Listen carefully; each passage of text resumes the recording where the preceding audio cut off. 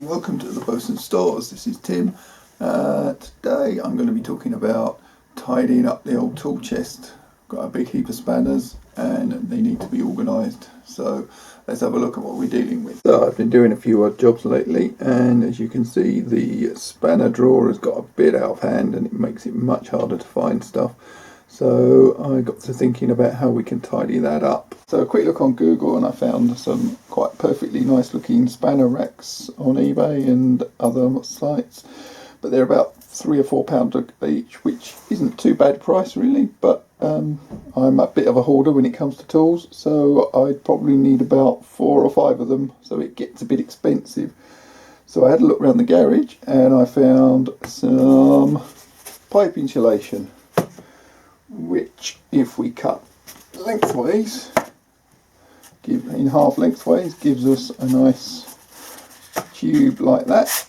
And then if we can cut some nice slots in it and just rest the spanners in there. It's probably not the prettiest solution in the world, but hopefully it will at least organise things so I can get on and actually do something useful.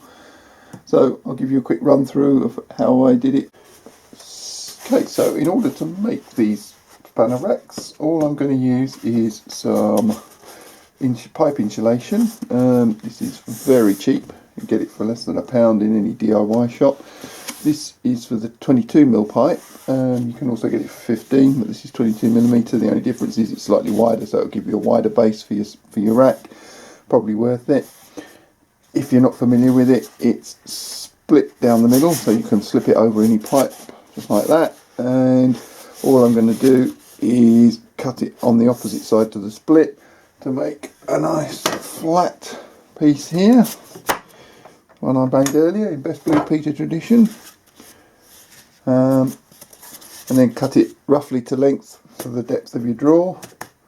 And then what I'm going to do now is just a very basic tenon saw, and I'm going to cut a groove for each spanner. I'm going to cut them on an angle, probably about, about 30 degrees, just so you can see the markings on the spanners and find the size that you want.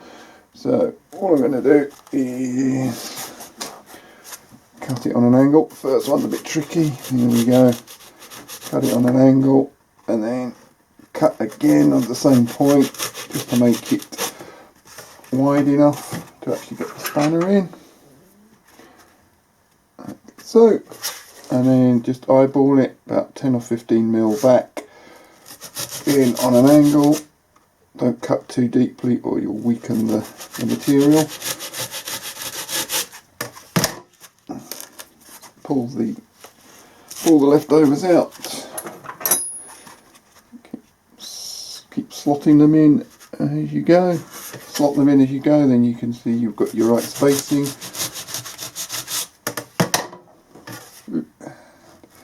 Cut it again. Cuts very easily, it's only soft foam. And so on and so on.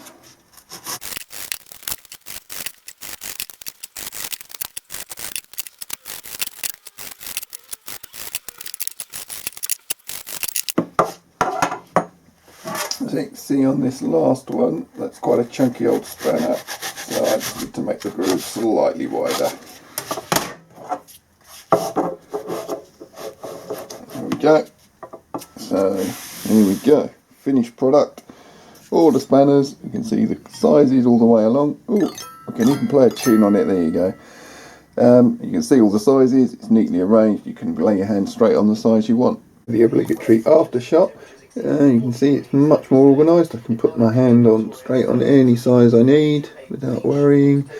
I've got, so with that set, this set here, the slots are cut the other way, so you can see the numbers but have it going from small to large rather than large to small back to front.